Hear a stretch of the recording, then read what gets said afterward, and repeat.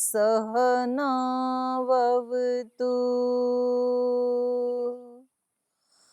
सहनौ भुनक्तु सह वीर्यं करवावहै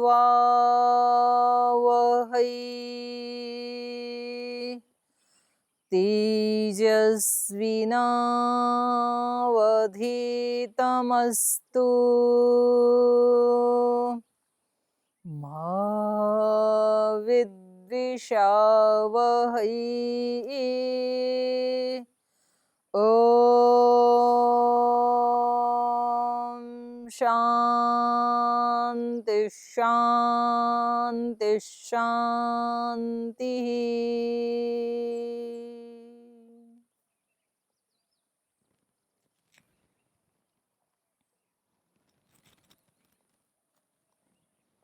आज की जो रामायण की कक्षा है इसमें 5वां अध्याय चल रहा था महात्म्य का।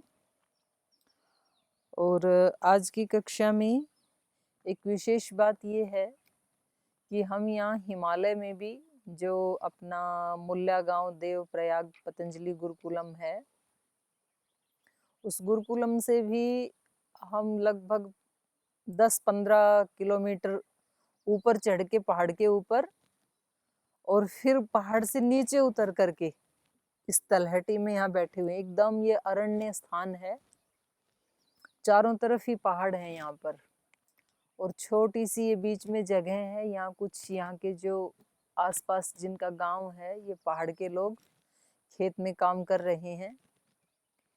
और यहाँ एक छोटा सा पक्षी भी बोलता है तो उसकी आवाज भी माइक जैसे लगती है, इतनी शांति है यहाँ पर। और छोटे छोटे पक्षी यहाँ पर चहक रहे हैं। और एक पहाड़ के गांव के किसान का कैसा जीवन होता है ये आज बहुत नजदीक से देखने को मिला। कितनी मेहनत कर रहे हैं, इनके छोटे छोटे खेत होते हैं तो यहाँ कोई ट्रैक्टर या हल भी आ नहीं सकता है, तो ये अपने हाथ से कुदाली से ही उसको खोद करके इसको उर्वरा बनाते हैं। यहाँ से पत्थर को चुनते हैं पहले और अब इस मिट्टी में ये धान डाल के उसको सिंचाई करेंगे और जब उसका थोड़ा बड़ा वो पौधे निकल के आएंगे फिर उसकी रोपाई करेंगे। ये ऐसे बता रहे हैं, ऐसे इन्होंने बताया। तो बड़ा प्यारा स्थान है ये, आप टीवी के माध्यम से देख पाएंगे। चारों तरफ ऊंचे ऊंचे पहाड़ और एकदम ग्रीन पहाड़ हैं और चीड़ के पेड़ यहाँ पर ऊपर तक लगे हुए हैं। और जहाँ हम बैठे हैं ये भी बड़ी प्यारी छाया है, बिल्कुल पॉल्यूशन फ्री स्थान है ये। यहाँ कोई कोरोना का इफेक्ट नहीं है, कोई यहाँ पॉल्यूशन का इफेक्ट नहीं है। एकदम शुद्ध एक झरना बह रहा है पहाड़ के नीचे से पानी आता हुआ, इतना क्रिस्टल क्लियर पानी है, बहुत सफेद पानी है जैसे ओले को पिघलाया गया हो। और हवा अपने आप में ही एक टॉनिक का काम कर रही है यहाँ पे। तो ऐसे पवित्र स्थान में मतलब बड़ा सौभाग्य है। और ऐसे लग रहा है कि महर्षि वाल्मीकि जी ने जो रामायण लिखी होगी ऐसे ही अरण्य में बैठ करके लिखी होगी, तो बिल्कुल उसकी अनुभूति हो रही है अरण्य की। तो चलिए आगे पाठ को बढ़ाते हैं। हमने गत कक्षा में ये चर्चा की थी कि जो रामायण की कथा को सुन लेता है वो अति दीप्तो अति भक्तितः, अत्यंत भक्ति पूर्वक जो इस कथा को सुन लेता है तो वो बहुत दीप्त हो जाता है। दीप्त मतलब प्रकाश युक्त हो जाता है। और ऐसा ही वर्णन गीता में भी आया है कि जब सात्विक वृत्ति बढ़ती है तो उसकी सारी जो इंद्रियां हैं वो प्रकाश युक्त हो जाती हैं। ऐसा ही यहाँ पर भी आया है। जैसे व्यक्ति भक्ति भाव से श्रद्धा से युक्त होकर के बैठता है ना, तो वो जो दिव्यता है वो हमारे चारों तरफ 24 घंटे है, 365 दिन है। लेकिन जब हम उसकी अनुभूति कर पाते हैं ध्यान में या उपासना में, तो मतलब थोड़ी सी देर का जो 5 मिनट का भी जो सच्चा ध्यान है वो हमें निहाल कर देने वाला होता है। तो यहाँ कुछ गायें चरती हैं, कुछ खच्चर यहाँ से जा रहे हैं, उनकी घंटियां यहाँ मेरे को सुनाई दे रही हैं, उनके गले में जो घंटी बंधी है। तो ये कह रहे थे कि राम कथा अति दीप्तो अति भक्तितः, अत्यंत भक्ति पूर्वक जो नर उस कथा को सुनता है तो वो अति दीप्ति से युक्त हो जाता है। तो यहाँ पर जो दीप्ति है वो केवल शरीर की ही नहीं कही जा रही है। शरीर तो सबसे अंतिम जो अन्नमय कोश है वहां तक तो वो दीप्ति आते आते उसमें टाइम लगता है, मतलब सबसे ऊपर वाला कोश है वो। सबसे अंदर आनंदमय कोश में जो दीप्ति है वो फिर उससे विज्ञानमय कोश में आती है, फिर प्राणमय कोश में आती है, फिर मनोमय कोश में आती है, और लास्ट में स्थूल शरीर में अन्नमय कोश में आती है। तो अंदर जो कुछ घटित होता है, जब उस प्रकाश से हमारा परिचय होता है तो बाहर के स्थूल शरीर में भी परिवर्तन आता है।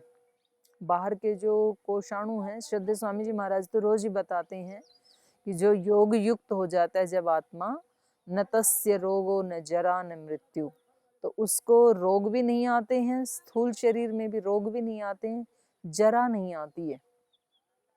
जरा को रोकने के लिए, जरा मतलब बुढ़ापा, बुढ़ापा को रोकने के लिए आजकल कितने सारे कृत्रिम उपाय किए जाते हैं, हजारों हजारों रुपए उसके ऊपर हम खर्च करते हैं। विशेष प्रकार के हम लेप लगाते हैं, कहीं ब्यूटी पार्लर में जाते हैं। आजकल जब से लॉकडाउन हुआ है लगभग 2 महीने से, तो बच्चे बोल रहे हैं कि मम्मा अब आपका असली चेहरा सामने आ गया। तो वो बाहर से भी असली चेहरा सामने आ गया और अंदर से भी असली चेहरा सबका सामने आ गया। उससे पहले सब कुछ ना कुछ आर्टिफिशियल करके रखते थे, अब जा तो सकते नहीं है। और घर में भी अब इतनी सुख शांति नहीं है। तो पहले बच्चे पति जब चले जाते थे घर से तो कुछ अपने घर में ही कुछ लगा लेते थे, कुछ मतलब जो रसोई में उपलब्ध है, अभी वो भी चांस है नहीं। तो जो संतों का, योगियों का, ऋषियों का जो एक लावण्य कहते हैं, जिसको योग दर्शन में रूप लावण्य कहा है, वो अंदर की वो दीप्ति है, उसको कोई मिटा नहीं सकता है। मतलब वो ऐसे ही चमकता है अंधेरे में भी, जैसे सूर्य को कोई, सूर्य के प्रकाश को कोई बादल रोक नहीं सकता है, उसकी आभा को कोई रोक नहीं सकता है। इतना तेजोमय प्रकाशमय हमारा आत्मा, या हम आत्मा है ऐसे कहना चाहिए, हमारा आत्मा नहीं, हम आत्मा इतने प्रकाश स्वरूप हैं, लेकिन वो प्रकाश हमारे दोषों से ढका हुआ है। लेकिन जैसे ही कोई भक्ति भाव से रामायण, गीता या किसी वेद के मंत्र को सुनता है, पढ़ता है, उसके ऊपर चिंतन मनन करता है या ध्यान की अवस्था में प्रवेश कर जाता है, तो उस दीप्ति से जो टच होता है मन का, प्राण का, तो वहां से वो दीप्ति लेकर के फिर स्थूल इंद्रियों तक में भी उसकी आभा का जो है वो रिफ्लेक्शन होता है। तो यही बात यहाँ पर कही है, बहुत बड़ी बात है ये। इसको न तस्य रोगो न जरा न मृत्यु, योग युक्त जब व्यक्ति होता है उसको जरा भी नहीं आती है, उसको मृत्यु भी नहीं आती है। शरीर बदलता है वो, जैसे महर्षि दयानंद ने शरीर बदला, और जैसे ऐसे महर्षि दयानंद जैसे ही लाखों लाखों ऋषियों ने बदला सृष्टि के आदि से, तो ऐसे वो मतलब वस्त्र बदलने के जैसे शरीर को छोड़ते हैं, उनको मृत्यु नहीं आती है। लेकिन बहुत बड़ी बात है ये। श्रुत्वा नर राम कथाम अति दीप्तो अति भक्तितः ब्रह्मण पदम आसाद्य, उस ब्रह्म के पद को, तो ब्रह्म का अर्थ यहाँ पर ईश्वर भी है, ब्रह्म का अर्थ यहाँ पर विराटता भी है, ज्ञान भी है। उस ज्ञान के पद को प्राप्त करके, उस ब्रह्म के साथ साक्षात्कार करके, उसमें अपने आप को लवलीन करके, ब्रह्मण पदम आसाद्य, उस ब्रह्म पद को प्राप्त करके, तत्रैव परिमोदते, वहीं पर ही वो प्रसन्न हो जाता है।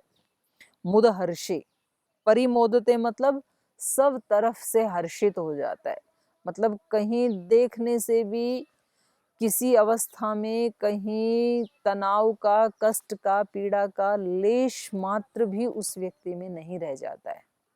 कैसी भी परिस्थितियां आए जीवन में, चारों तरफ कैसी भी परिस्थिति हो, वो व्यक्ति चारों तरफ से हर्षित हो जाता है, शारीरिक रूप से, मानसिक रूप से, भावनात्मक रूप से, आत्मिक रूप से।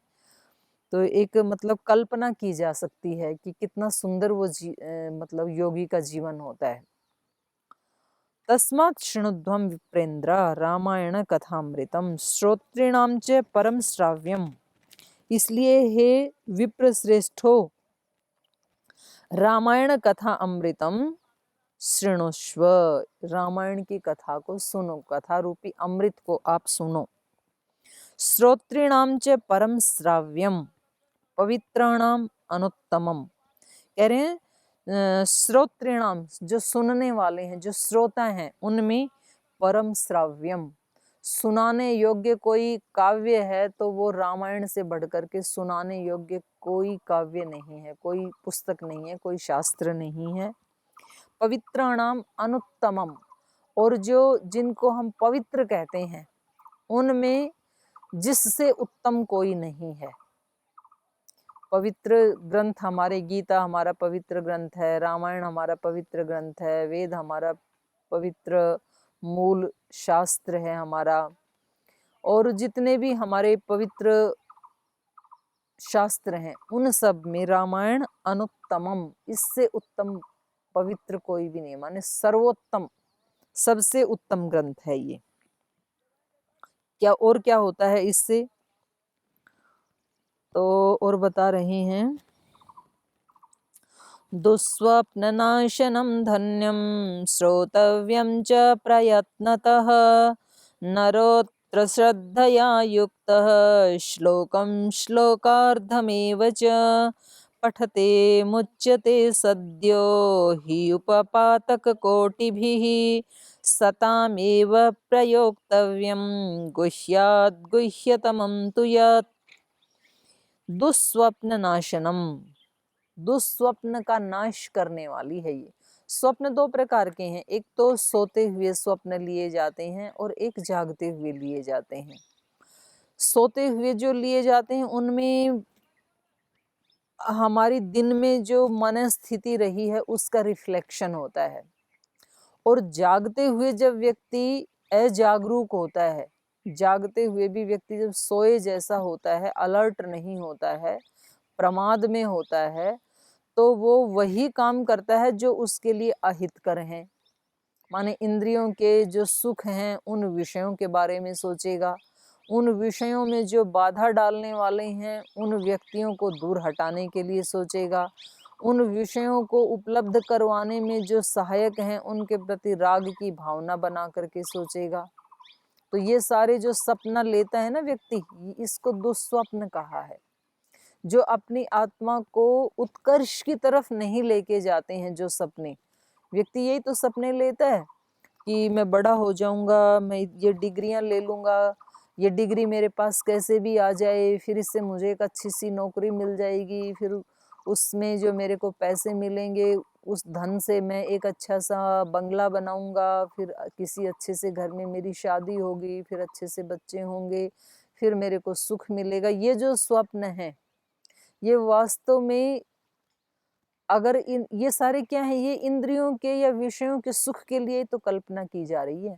तो इंद्रियों के और विषयों के सुख के लिए जो जागते हुए जो स्वप्न देखे जाते हैं, जब उसमें कोई परमार्थ की भावना नहीं होती है, आत्मा के उत्कर्ष की भावना नहीं होती है, मैं ये नहीं कह रही हूँ कि ऐसे सपने नहीं देखने चाहिए किसी व्यक्ति को, लौकिक उन्नति नहीं करनी चाहिए, ये यहाँ पर नहीं कहा जा रहा है, लेकिन लौकिक उन्नति के साथ साथ निःश्रेयस को नहीं छोड़ना चाहिए। गीता भी यही उपदेश दे रही है, योगस्थ कुरु कर्माणि, क्योंकि हमारे जो शुभ या अशुभ कर्म हैं वो हमारे साथ जाते हैं, और शुभ और अशुभ कर्म कब बन जाते हैं, हमारी भावना से बन जाते हैं शुभ या अशुभ कर्म, और जो योगी है वो दोनों को ही छोड़ देता है। बुद्धि युक्त जहाती है उभे सुकृत दुष्कृते, जो बुद्धि युक्त व्यक्ति होता है वो दोनों को यहीं छोड़ देता है। बुद्धि युक्त जहाती है उभे सुकृत दुष्कृते, वो निष्काम भाव से कर्म करता है। इसलिए वहां पर भी गीता में उपदेश दिया, तस्मात् योगा युज्यस्व, अर्जुन तू योग के लिए जुट जा, योग युक्त हो जा, तू अपना ध्यान भगवान के चरणों में लगा, उसकी शरणागति में रहते हुए तू अपने कर्तव्य कर्मों का पालन कर। तस्मात् योगा युज्यस्व, योग क्या है तो योगः कर्मसु कौशलम, अपने कर्मों को कुशलता से करना, कर्तव्य भाव से करना। मैं यहाँ देख रही हूँ ये जो खेत में काम करने वाले किसान लोग हैं, इन्होंने कोई वेद नहीं पढ़ा है, इन्होंने कोई दर्शन नहीं पढ़े, इन्होंने कोई व्याकरण नहीं पढ़ा, कोई शास्त्र नहीं पढ़ा, लेकिन ये इतने सरल हैं, इतने संतुष्ट हैं, बस अपना कर्तव्य पालन कर रहे हैं। और कितना सहजता से, मतलब छोटे से संसाधनों में कितना सुखी और कितना संतुष्ट जीवन है। जो गीता में कहा संतुष्ट सततम योगी, तो ये जीते जागते योगी हैं। योग का मतलब ये नहीं जिसने बहुत सारे ग्रंथ पढ़ लिए और अंदर से वो बेचैन है, अंदर से एक प्रतिस्पर्धा की भावना ही हमेशा लगी रहती है कि कहीं कोई मेरे से ज़्यादा आगे ना निकल जाए, मेरे से बड़ा कोई विद्वान ना हो जाए, मेरे से ज़्यादा किसी की यश कीर्ति ना हो, तो सब जगह मैं ही अपने मतलब उसको बना के रखूं। एक जो डोमिनेशन की भावना होती है, वो स्थिति योग से कोसों दूर है, उससे योग का कोई लेना देना नहीं होता। असली योग तो यही है। तो इसलिए ये कैसे आ सकता है, और ये जो ग्रंथ हैं ये कैसे हमारी सहायता करते हैं, सदग्रंथ रामायण जैसे ग्रंथ, क्योंकि जब हम ऐसे ऊंचे चरित्र के बारे में पढ़ते हैं या सुनते हैं तो कहीं ना कहीं वो भावनाएं जाकर हमारे हृदय में नोक करती हैं कि कहाँ तो मनुष्यता का उत्कर्ष श्री राम, माता सीता, माता कौशल्या, हनुमान जी, जितने भी पात्र हैं सारे, उनका एक चरित्र, और कहाँ मेरा चरित्र। तो कहीं ना कहीं व्यक्ति फिर संभालता है अपने आप को। तो इसलिए यहाँ कहा कि रामायण का जो श्रवण है वो कैसा है, दुस्वप्न नाशनम। नहीं तो व्यक्ति दुस्वप्न में ही फंसा रहता है, दिन में भी दुस्वप्न देखता है, रात को भी दुस्वप्न देखता है, रात को भी डरावने स्वप्न आएंगे, क्योंकि दिन में जो भययुक्त स्थिति है व्यक्ति की, तो वही तो रात को रिफ्लेक्ट होगी। और दिन में यदि शांत स्थिति है तो पहली बात तो उसको स्वप्न आएंगे ही नहीं, और आएंगे तो भी कोई दृष्टांत रूप में आएंगे। जो घटना अगले दिन या कुछ समय में घटने वाली है जीवन में, उसका सूक्ष्म रूप फिर उनके मन में पहले से ही आ जाता है, जिनका चित्त पवित्र होता है। दुस्वप्न नाशनम धन्यम, धन्य कर देने वाला है, श्रोतव्यम च प्रयत्नतः। इसलिए इस रामायण को कैसे सुनना चाहिए, प्रयत्नतः। अब किसी का प्रश्न हो सकता है सुनने में भी क्या प्रयत्न करना है भाई, तो कोई भी बैठा है उसको सुन ही जाएगा, जो भी कथा में जाता है उसको सुन ही जाएगा, उसमें क्या प्रयत्न करना है। लेकिन यहाँ पर केवल नॉवल की तरह सुनने की बात नहीं कही जा रही है। सुना है, यदि किसी ने रामायण सुना है तो वो अपने जीवन से दिखा दे कि मैंने रामायण सुनी है। हमारे गुरुजी के गुरुजी थे श्रद्धेय स्वामी सोमानंद जी महाराज, तो वो बोलते थे कि भाई कोई कहता जी मैंने तो इतनी डिग्रियां ली हैं, मेरे पास इतना धन है, तो बोले भाई दिखा दे। जैसे कोई व्यक्ति बोलते हैं ना लोक में कि मेरे अंदर इतना बल है कि मैं एक हाथ से 20 किलो वजन उठा सकता हूँ, मैं एक हाथ से 50 किलो की मुगदर उठा सकता हूँ, ऐसे से पहलवान है। तो जो सुनने वाला व्यक्ति है ना वो यूं कहेगा कि भाई दिखा दे उठा के, अगर तेरे अंदर इतना बल है तो दिखा। तो जो हमने सुना है, जो हमने पढ़ा है, वो हमें अपने जीवन से दिखाना पड़ता है, उसको कहेंगे सुनना। अगर गीता सुनी है तो दिखा दो अपने जीवन से। अपने जीवन में यदि समता आ गई है, अपने जीवन में यदि पुरुषार्थ आ गया है, अपने जीवन में यदि निर्लिप्तता आ गई है, तो हमने गीता सुनी है। और यदि ये नहीं आया है तो हमने 50 बार भी क्यों ना बांच ली हो, तो उसको फिर सुनना नहीं कहेंगे। यदि रामायण हमने सुनी है तो राम जैसा ऊंचा चरित्र हम जी करके दिखाएं, माता सीता जैसा पावन चरित्र हर माँ बहन बेटी बनाकर दिखाई, तो फिर ये कहा जाएगा कि इन्होंने रामायण सुनी है। इसलिए यहाँ पर कहा प्रयत्नतः च श्रोतव्यम, प्रयत्न पूर्वक सुनना। बस सुनने में तो क्या जोर पड़ता है, लेकिन जो सुना है उसको जीने में बहुत जोर पड़ता है। जिस व्यक्ति ने हमारा अपकार किया, कहीं हमारा नुकसान किया, उस व्यक्ति को हृदय से माफ कर देना, तो ये सहज नहीं है। जिसको हम दंड दे सकते हैं, श्री राम मंथरा को दंड दे सकते थे, और उनके तो राज्याभिषेक का अनाउंस हो चुका था, तो वो अपने पिता को भी दंड दे सकते थे, और अपनी माँ को भी दे सकते थे, कैकेयी को भी दे सकते थे, लेकिन सामर्थ्य होते हुए भी उन सबको क्षमा करना, और न केवल बाहर से क्षमा किया, बल्कि अपने हृदय में भी उनके प्रति कोई ऐसा बुरा भाव नहीं रखा। जो भाव था, प्रीति का भाव था, उसको बनाए रखा। इसको कहते हैं श्री राम, और इसको कहते हैं सीता। तो ऐसे ही जब हमारे जीवन में आ जाए, हमारे जीवन में किसी ने हमारा कोई अपकार कर दिया, कोई नुकसान कर दिया, हमारा कहीं अपमान कर दिया, हमारी कोई वस्तु छीन ली, हमारे घर को जला दिया, कुछ भी हमारा नुकसान किया, और हम उस व्यक्ति को दंड दे सकते हैं, लेकिन हम दंड नहीं देते हैं। और इतना ही नहीं कि दंड नहीं देते हैं, दिल से भी उसके प्रति बुरा भाव नहीं रखते हैं, प्रीति का ही भाव रखते हैं, तो फिर माना जाएगा हमने रामायण को सुना है। इसलिए यहाँ पर ये कहा श्रोतव्यम च प्रयत्नतः, और इसका दूसरे व्यक्ति को नहीं पता लगेगा। मेरे मन में क्या चल रहा है, मेरे मन में दूसरे व्यक्ति के प्रति क्या भावना है, ये तो मैं जान सकता हूँ या मैं जान सकती हूँ, दूसरा व्यक्ति उसको नहीं जान सकता है। तो ये इसमें अपना एग्जामिनर व्यक्ति को खुद बनना पड़ता है कि मैंने कितनी रामायण सुनी, और कितनी मैंने गुनी, और कितनी जीवन में आ गई, और कितना लाना अभी बाकी है। तो ये सब का अपना अपना अलग अलग हिसाब किताब है। तो इसलिए यहाँ कहा दुस्वप्न नाशनम धन्यम श्रोतव्यम च प्रयत्नतः नरो अत्र श्रद्धया युक्तः श्लोकम श्लोकार्धमेव च। कह रहे श्रद्धया युक्तः नरः, जो श्रद्धा से युक्त होकर, भक्ति से युक्त होकर के जो मनुष्य इसको सुनता है या सुनाता है, तो कह रहे हैं उसके लिए तो पूरी रामायण भी सुनने की जरूरत नहीं है, एक श्लोक सुनना भी काफी है। और श्लोक नहीं, पूरा श्लोक नहीं, श्लोकार्धम एव च, श्लोक का आधा भाग भी सुन लिया, मर्यादित जीवन, बस इतना भी यदि सुन लिया। ये जो मर्यादा शब्द है बहुत बड़ा है अपने आप में। ये सारा का सारा ब्रह्मांड जो है ये मर्यादाओं में बंधा हुआ है। अगर वो अपनी मर्यादा का उल्लंघन करे तो एक दिन में प्रलय आ जाए। इस ब्रह्मांड में सूर्य आदि कितने ऐसे स्टार हैं, और फिर जिस सौर परिवार में हम जीते हैं, जिस सौर मंडल में जो सूर्य का परिवार है उसमें हम जीते हैं, तो उसमें सूर्य के चारों तरफ जो चक्कर लगा रहे हैं नवग्रह, पृथ्वी आदि, और इनके भी जो उपग्रह हैं चंद्रमा आदि, तो वो अपने अपने ऑर्बिट में घूमते हैं, माने अपनी मर्यादा का उल्लंघन नहीं करते, नहीं तो इतनी फास्ट गति से घूम रहे हैं। देखो कितना आश्चर्य है कि हम इस पृथ्वी पे बैठे हैं और पृथ्वी कितनी तेज गति से घूम रही है, और हमें लगता है कि ये तो ऐसे ही शिथिल है।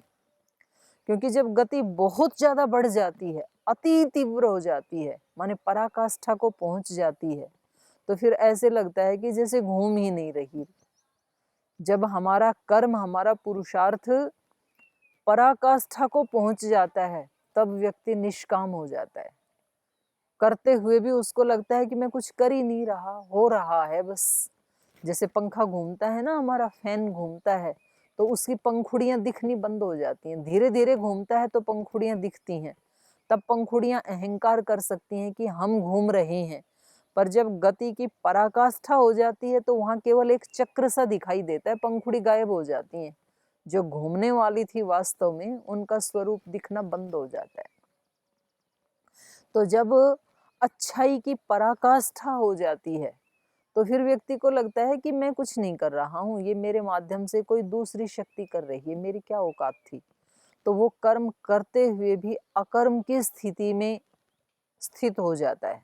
तो ऐसे ही ये सारा जो ब्रह्मांड है ये मर्यादाओं में, इसकी गति इतनी फास्ट है, पृथ्वी की गति, सूर्य की गति, चंद्रमा की गति, और जितने भी मंगल बुध शुक्र आदि जो ग्रह उपग्रह हैं उन सब की गति, वो कितनी तेजी से घूम रहे हैं, लेकिन मर्यादा का उल्लंघन नहीं करते हैं। अगर किसी दिन पृथ्वी घूमते घूमते और किसी और के ऑर्बिट में घुस जाए, उसी समय प्रलय हो जाएगी। तो सब अपनी अपनी मर्यादा, तो ये मर्यादा शब्द ही अपने आप में कितना बड़ा है। जीवन को हमारे अच्छा बनाने के लिए हम बोलते हैं ना, मर्यादा पुरुषोत्तम श्री राम।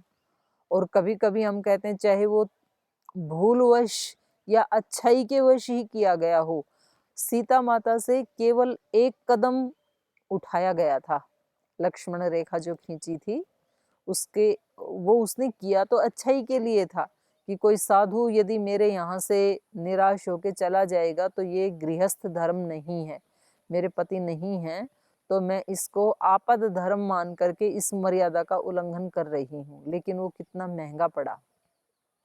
तो जब जब भी हम जीवन में मर्यादा का उल्लंघन करते हैं, मर्यादा हमारी टूटती है। वो उन्होंने किसी इंद्रिय सुख के लिए नहीं तोड़ी थी और जानबूझ के नहीं तोड़ी थी, आपद धर्म समझ के तोड़ी थी। तो देखो फिर कितना उससे कष्ट हुआ। तो इसलिए यहाँ पर ये कह रही हैं कि एक श्लोक क्या, एक श्लोक का आधा भाग भी रामायण का जीवन को धन्य कर देने वाला है। नरो अत्र श्रद्धया युक्त श्लोकम श्लोकार्धमेव च पठते मुच्यते सद्य। उसको पढ़ता हुआ या पढ़ाता हुआ, मतलब पढ़ता हुआ सद्य मुच्यते। अद्य माने आज, संस्कृत में आज के लिए अद्य शब्द का प्रयोग किया जाता है, और सद्य का मतलब है अभी, इसी क्षण। तो कहा पठते मुच्यते सद्य, जब हम पढ़ रहे हैं या हम सुन रहे हैं उसी समय हम पाप से मुक्त हो सकते हैं। मुच्यते, व्यक्ति छूट जाता है। पाप को छूटने में वर्षों नहीं लगते हैं, एक क्षण ही लगता है। जैसे ही व्यक्ति अपने स्वरूप में प्रतिष्ठित हुआ और फिर वो देखता है कि जैसा मेरा स्वरूप है परम पावन, ऐसा ही इन सब मनुष्यों का भी है, ऐसा ही इन सब प्राणियों का भी है। तो फिर उसको सारे संसार में पवित्रता ही पवित्रता दिखती है, दिव्यता ही दिव्यता दिखती है। तो अब वो उस दिव्यता से बाहर कहाँ जाए। किसी भी संबंध को देखता है, किसी भी वस्तु को देखता है, किसी भी कार्य को वो करता है, तो उसको उसी दिव्यता के दर्शन होते हैं। यो माम पश्यति सर्वत्र सर्वम च मयि पश्यति तस्याहं न प्रणश्यामि स च मे न प्रणश्यति। उसके लिए मैं नष्ट नहीं होता हूँ, सारे काम करता है, लेकिन कैसे करता है, मुझ में स्थित होकर के करता है। तो उसके लिए तो मैं नष्ट नहीं होता हूँ, और मेरे लिए वो कभी नष्ट नहीं होता है। ऐसा भक्त कभी नष्ट नहीं होता है। संध्या के मंत्रों में भी, वेद के जो मंत्र हैं वहां भी ऐसी ही प्रार्थना की जाती है। जब हम संध्या करते हैं सुबह शाम, तो वहां संध्या के सारे मंत्र बोलने के बाद फिर हम भगवान से प्रार्थना करते हैं, हे ईश्वर, आपकी कृपा से सद्य सिद्धिर भवेन्नः धर्म अर्थ काम मोक्षाणाम सद्य सिद्धिर भवेन्नः। हे ईश्वर दयानिधे भवत कृपया अनेन जप उपासनादि कर्मणा।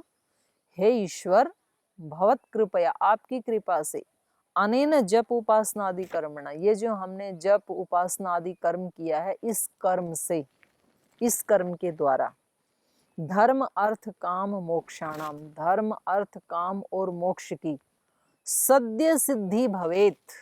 नह, नह माने हमको सद्य सिद्धि भवेत, इसी समय सिद्धि प्राप्त हो जाए, धर्म की भी, अर्थ की भी, काम की भी, मोक्ष की भी।